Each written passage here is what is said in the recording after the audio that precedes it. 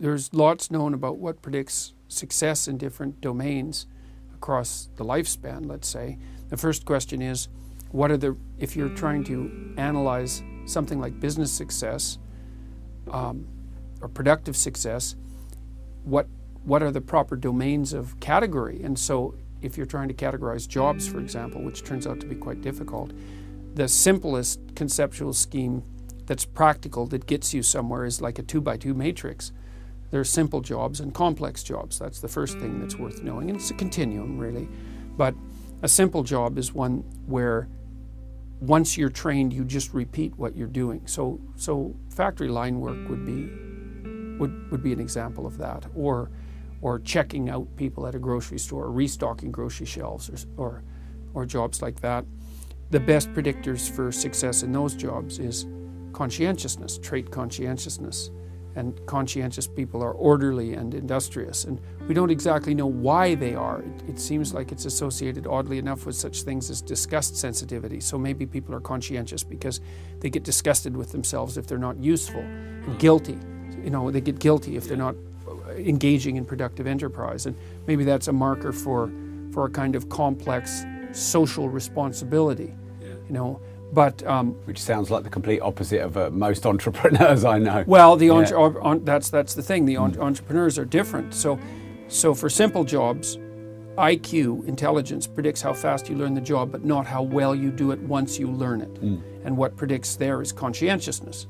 So you basically, if you're hiring people, you want conscientious people who are. That's the most important thing. And then the second most important thing is you want people who are relatively low in trait neuroticism, which is a negative emotion dimension, because they're less likely to be absentee, and so forth. So in complex job is one where the demands change on a regular basis.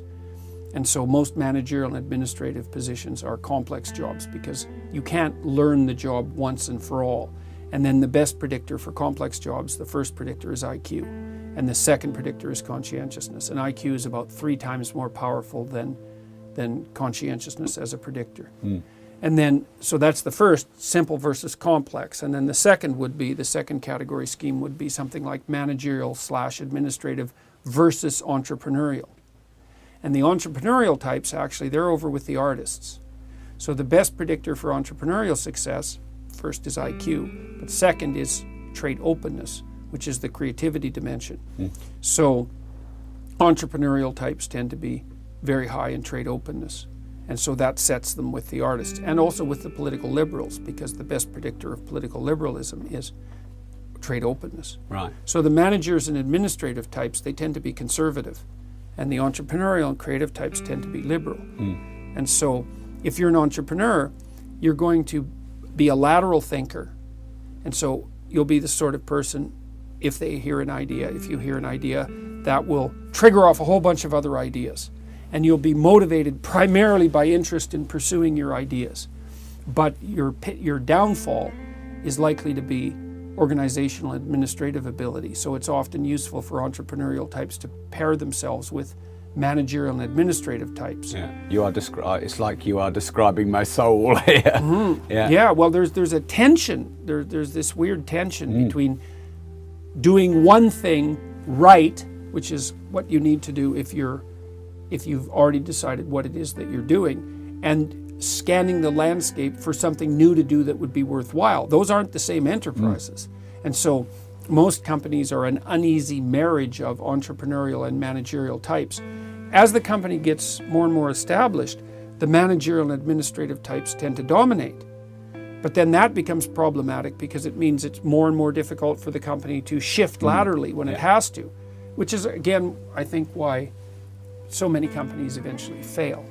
Because they lose the creative head, is that what you mean? Sure, they lose the flexibility. Yeah. And it's funny because they're trying to maximize their ability to implement, but it's very difficult to do that without also simultaneously bearing the cost of narrowing.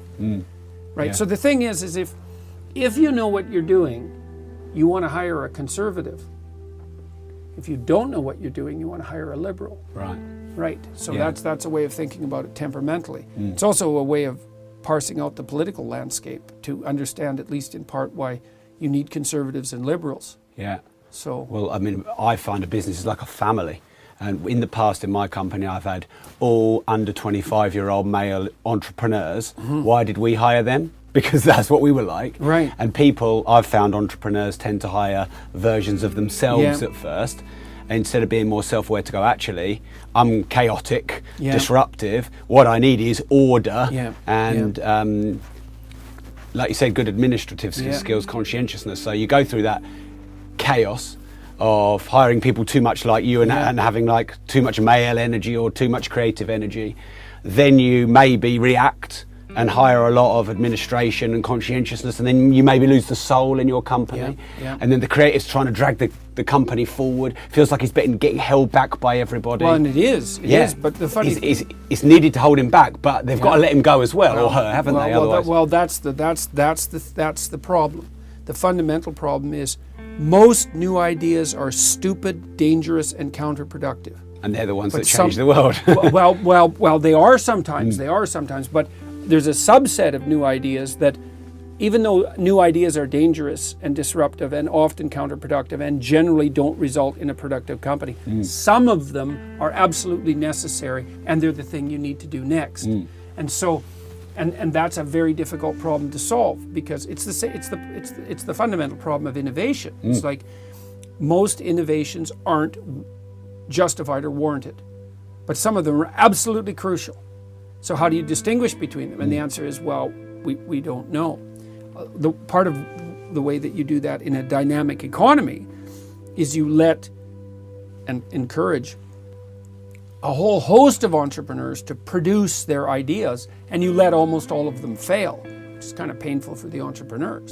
But limited company and all those kind of structures are set up to make that more safe, aren't they? Right. Yeah. Well, those are. This is something that's massively underappreciated. It is. I would say, on the liberal left end of the political spectrum, is people just don't understand how absolutely revolutionary the idea of a limited company is. Because what a limited company allows is, a limited company allows your idea to die instead of you. And that's a big deal. Otherwise, no one would take the risk, would they, of creating anything? Well, that's right. No one could bear the risk. Because if you failed, it would wipe you out permanently. It's like, well, who the hell's going to take that risk? And so the fact that the limited liability is one of the unbelievable tech. I can't believe that we That's ever like an innovation that we all just forget about, isn't it? And it's such a merciful innovation. It's like, you mean I get to fail and no one's going to kill me? No one's going to throw me in debtor's prison. It's not going to hang around my neck for the rest of my life. I can actually take a risk. So because the other thing you see often with entrepreneurs is that they fail a lot before they succeed. And so, I mean, you have to be pretty damn spectacularly lucky to have your first idea, when you don't know what the hell you're doing, be a spectacular success. Or maybe it's a good idea, but you weren't ready, and you're more ready. Or the marketplace isn't ready. Or, I mean, that's the other thing that people don't really understand, is because if you're a naive entrepreneur, you think, well, all I have to do is make a great product. It's like, no, that's about 5% of it. You know, and that shocked the hell out of me when I started building software, for example, because we assumed that we developed software to help people select better employees, and we never could sell it except in very rare circumstances. But we assumed that if we had a product that was validated, we could show that it had the effects that we wanted, and that it was more efficient than other products in the marketplace, that selling it would be easy. It's like, well, that's just so wrong. Selling and marketing things is impossible. I love it when people say, oh, the product just sells itself. It's just one of those things which are like, you've not been in business a very long time. Because you've got market forces, you've got your skill set. You could have a great product. You're just not ready to sell it because you haven't got enough experience. Well, and you don't know how to price it. And you don't know who to talk to sell it. You know, you can spend your whole life, especially if you're selling to companies, which is virtually impossible, talking to the wrong people. And it feels like work, and it really is work, but you never end up contacting a real decision maker. And then you can't tolerate the excessive delay. Like you think, well, I'm going to go sell this product to a big company because they can obviously provide me with a massive contract. It's like, yeah, but there's a relationship between the size of the company and the delay Yes. in the implementation, and the delay can be years. Yeah. And then this happened to us all the time. It was very painful.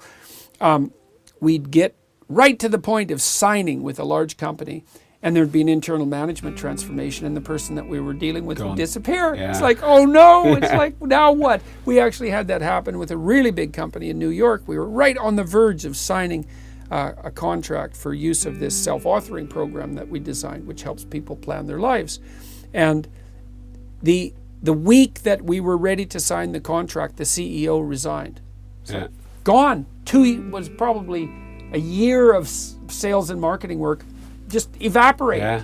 You know, and you don't get paid for any of that. You get no reward for getting 364 days done in you certainly 365 don't. days. You certainly don't. Well, and it's also really easy for one of the things that tech incubators do really badly, I think, is they do lots of things really badly, generally speaking.